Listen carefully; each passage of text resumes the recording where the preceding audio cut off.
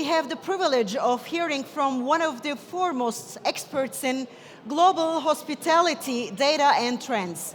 He is a trusted authority in the industry, offering unparalleled insights into the shifting dynamics of the hospitality sector, and he has been sharing his wisdom with us since the beginning from TIF 2020 onwards. Delivering the session Hospitality Outlook 2024, please join me in welcoming Thomas Emanuel, Senior Director at STR. Evet, Thomas Emanuel. I would like to invite Mr. Emanuel to the stage. Mr. Emanuel, can you please join me? Sure. Okay. First of all, we have to get ready for your session. I would like to invite everybody to their seats. Lütfen herkesi yerine davet ediyorum. Mr. Emanuel bizimle birlikte olacak ve bize sektörümüzün dinamiklerinden bahsedecek. Buyurunuz efendim. Eğer yerlerimizi alabilirsek, buyurunuz. Yerlerimizi alırsak sessionlarımız devam ediyor. So, Mr. Emanuel, you're with us since the beginning, yes. 2020. Would you like to share your inside information? Would you like to share your feelings about the TIF organization, about the panels, about the keynotes, speakers? Sure. I mean, it's definitely been the premium conference in Turkey. Very well attended. Great selection of panelists and speakers. The team are amazing as well, so it's always a pleasure to be back here and hopefully bring the audience some of the data as to what's happening across Turkey, because there's lots happening here. So yes. And you're going to share with us some important topics.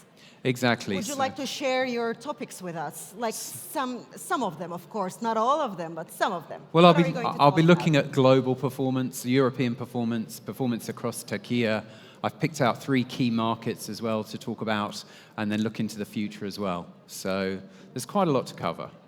You're going to look in the future. Gelecekten bahsedecek bize biraz. Eğer hazırsak, the stage is yours if you're ready. Sure. Thank you. Okay.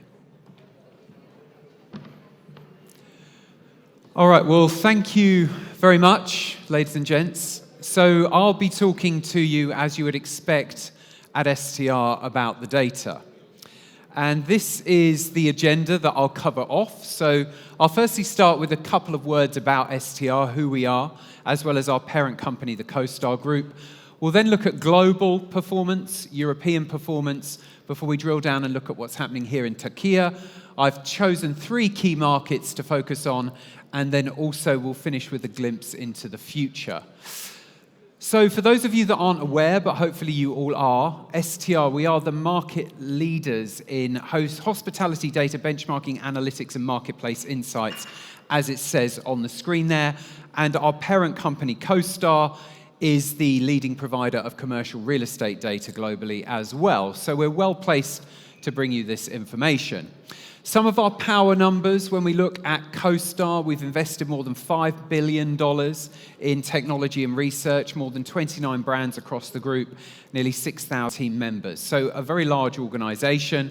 And at STR now, we've now been working with the industry for 39 years. We've got 85,000 hotels submitting data to us every day, week and month. That's more than 11 million rooms, and in total, 78% of all global branded supply submitting data to us. And with that data, we can provide a whole host of splits of information around the world. You can see some of the numbers there. And with technology from CoStar and data from STR, we've now produced and providing a best-in-class benchmarking solution to the industry, which goes through the entire life cycle from acquisition to operations to divestment. So if you are a hotel brand, an operator, or an owner, and you want to understand more about your hotel's competitive positioning, please speak to me or one of the team, or Scan the QR code to get more information. I promise you, you will not regret it. But let's move on now and have a look at the data. And we're going to start with the global picture. So this is looking at the number of rooms sold. This is looking at demand across the world with a month-on-month comparable. And you can see, with the exception of a couple of very small declines, we're still growing as an industry overall. We're selling more rooms than we were last year. And this is above the levels that we were at in 2019. So we continue to sell more rooms as a global industry. And if we look at that from an occupancy perspective, so actual occupancy and year-on-year percentage change, with the exception of Africa and China, we are growing occupancy globally. And you can see there, Europe up 1%, and Europe now has the highest occupancy of any region in the world at 71%. So Europe's doing really rather well. And if we look at that same data, but for average rates, you can see again, with the exception of China, which is obviously challenged with a range of economic problems, we can see Europe's growing at 5%, well ahead of other developed, mature hospitality markets such as North America or Australasia. So the fundamentals for Europe are very solid. Let's look at that more. This is exactly the same slide as I showed you for global demand, but for Europe. And you can see here in Europe, we don't have any declines. We are growing every month, so selling more rooms.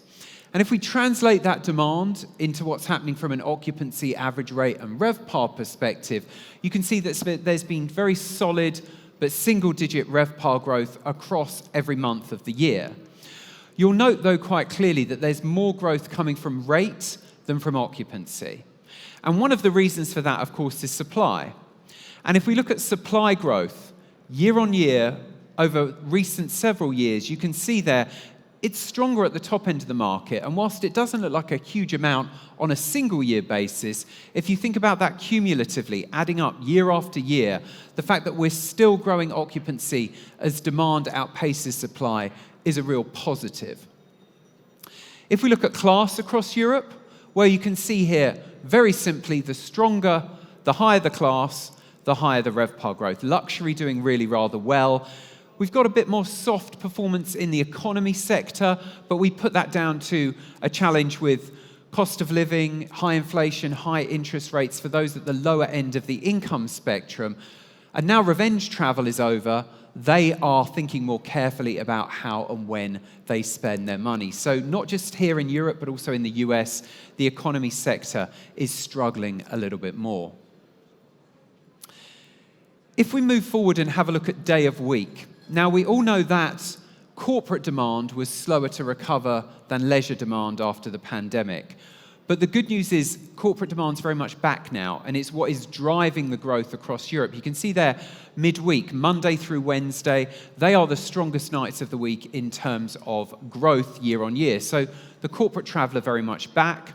And if you look at average rates as well, you can see a similar picture from a rate perspective. Stronger growth during that Monday to Wednesday midweek pattern. What about geographically? So this data showcases rolling 12-month occupancy indexed on 2019 as a full year. And we've really got three buckets here, haven't we? You've got the UK and Ireland, which is fully back up above 2019 levels. Then you've got most of Southern Europe, a percentage point or two behind, and then you've got the rest of Europe a few points behind that. Now, you will note Turkey is unfortunately at the bottom in terms of recovery versus 2019.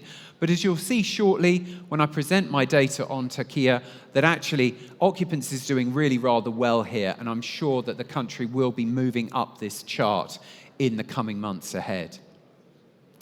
The same data, but for average rates. And really there's a two-tier recovery when you look at average rate indexed on 2019.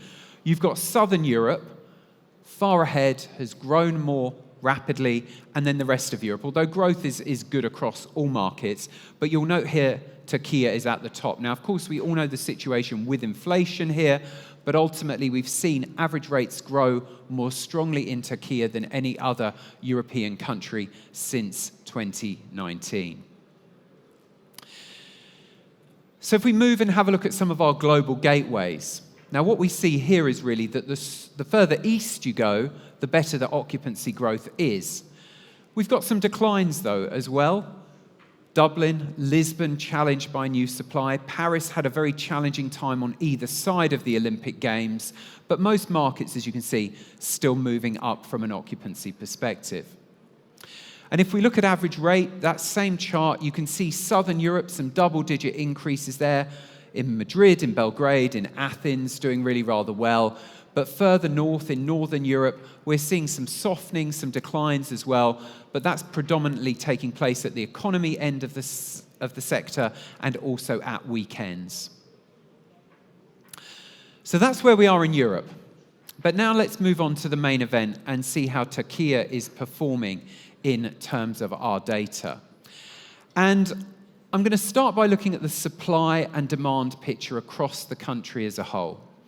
And we can see their supply has been really pretty muted. We haven't seen big increases or decreases in supply over recent years. So supply is not an issue here. But demand is a bit more of a roller coaster, isn't it? You can see that quite clearly. So 2016, we saw the challenges, the recovery, then of course COVID. As been mentioned earlier today, a very rapid recovery from COVID, and then a bit of softening last year before some growth this year. And I think really this year we've seen stability across Turkey, which has really helped to generate that demand increase. So how's that supply and demand equilibrium impacting occupancy? So this is rolling 7-day occupancy for this year and last year. And you can see there, consistently occupancy has been stronger this year than it was last year across Turkey. And if we look at the country as a whole year to date, the good news and the headline number to bring you is that occupancy is up 5.4% on last year across the country as a whole. So some decent growth there. And the good news is it should continue. We've taken some data from our friends at Tourism Economics here, indexing arrivals into Turkey on 2019. And you can see there, the gradient, whilst not steep, is still moving in the right direction, particularly from Western Europe, obviously a very important key feeder market there. But look at the growth in arrivals from North America. Yes, it's coming from a low base, but ultimately very strong and a significant increase as well. What about average rates? Well, this is our 2019 baseline as to where rate was. And then you can see the clear blue sky between 2019 and 2023, where rates have increased significantly across the country. 2024, though, really there or thereabouts. Where the country is seeing a bit of a softening, really, it's the bias towards Istanbul and the fact that the Champions League final wasn't here again this season. So overall, our data is showing a 2.1% decline year on year, but you'll see it is very market specific once we drill down and look at the markets in more detail. So overall, RevPAR, well, it's a bit of a roller coaster again, a little bit up and down, a weak start to the year, a strong February, April, May, October, and pretty flat otherwise. But the good news, and again, the headline number to bring you is that RevPAR is up 3.4% across Turkey year on year. So it's very much moving in the right direction, although it is driven by occupancy. Looking at class, just like we saw across Europe, the higher the class, the higher the RevPAR growth. And it's really luxury that's doing incredibly well. You'll see there a 14% increase in occupancy in luxury hotels across the country year on year. So really very strong there indeed. What about the cities? So occupancy-wise, we've got a bit of a mixed bag, haven't we? You can see there it's led by Istanbul at 69%, then Izmir at 65%. The outlier, though, Bodrum, a little bit lower, but of course that is driven a lot by seasonality. And then across the Anatolian cities, you can see it's a very consistent picture in terms of occupancy. And the majority of markets are growing year on year. So overall, the country, as I mentioned, up in occupancy terms is a pretty good picture.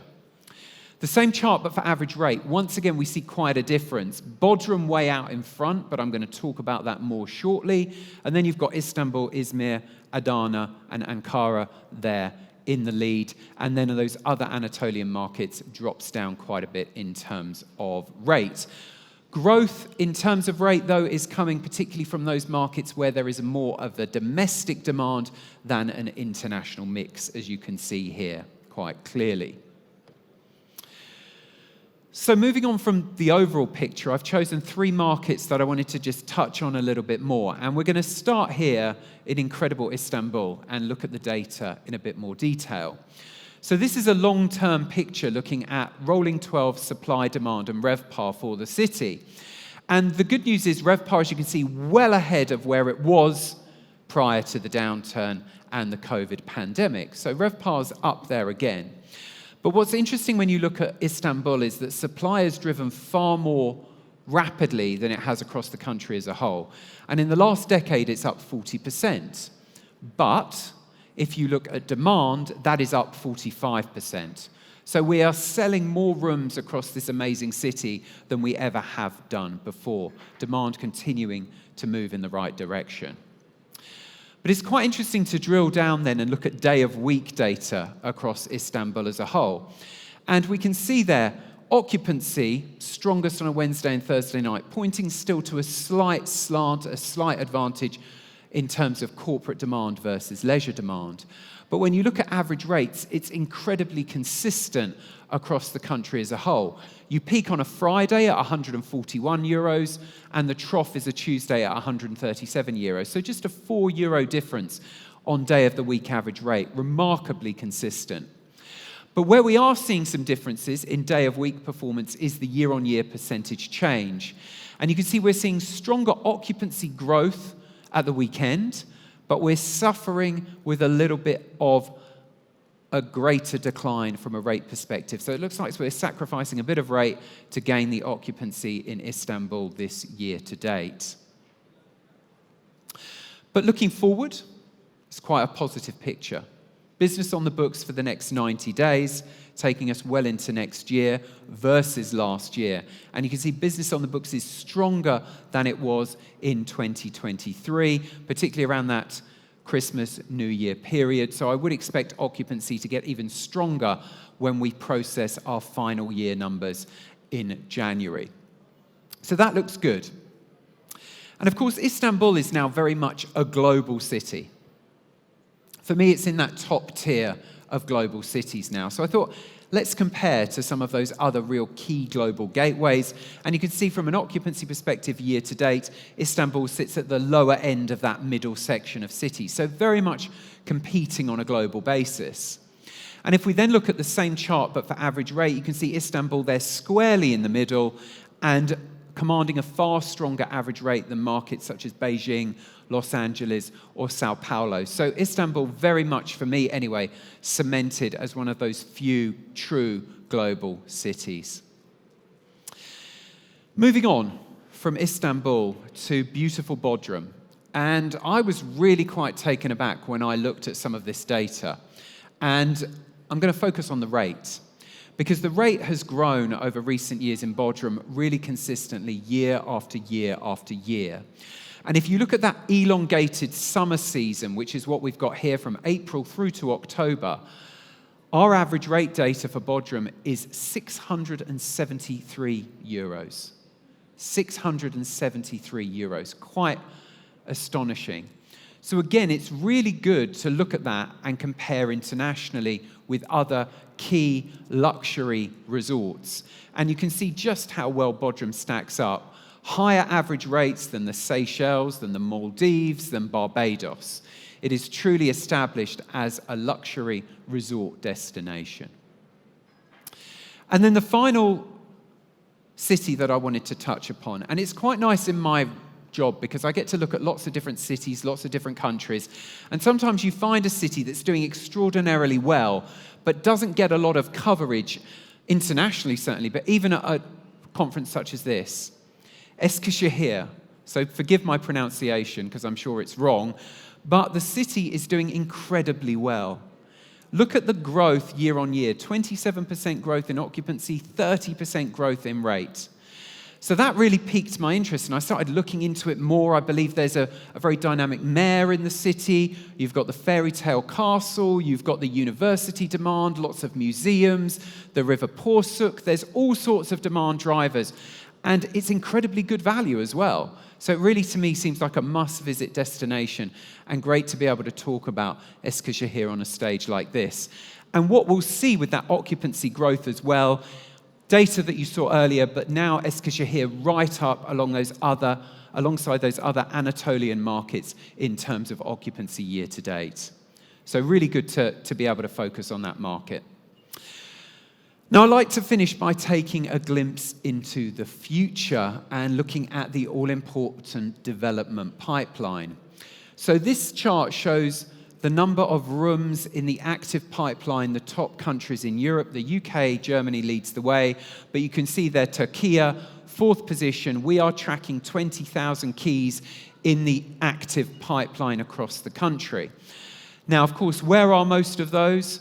They're right here in Istanbul. So if you look at the biggest cities in Europe in terms of active pipeline, you'll see there Istanbul sits in third place with 8,700 keys in the pipeline. Only Dublin and London have a bigger pipeline than right here in Istanbul. And you can see just how significant that is when you compare to the rest of Turkey. Istanbul has 42% of all the pipeline that's happening across the country. You'll see there Izmir, Antalya, Bursa, the other markets with pretty strong pipelines in addition. But if we look at that, and it's important to do so in the perspective of existing supply. So if all of those rooms open their doors, this is the percentage that existing supply will increase. But of course, not all of them will eventuate. And if those that do, they're not all going to eventuate at the same time in the same year. So I'm really not concerned about the new supply coming into Turkey. I don't think it's going to impact performance here particularly. So that's a good news story for both existing and future hoteliers.